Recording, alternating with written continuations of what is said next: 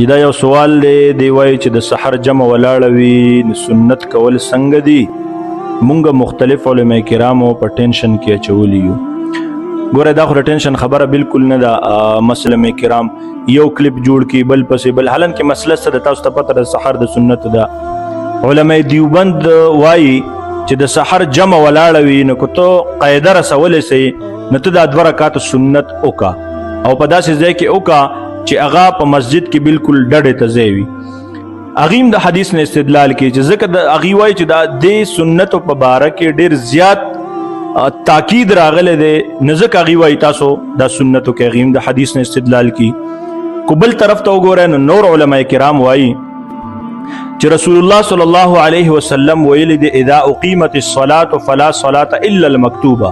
نبی علیہ الصلوۃ والسلام د فرض مونځ په باره کې ویلی دی چې کله فرض مونځ کیږي یعنی جمع ولاړه وي نو تاسو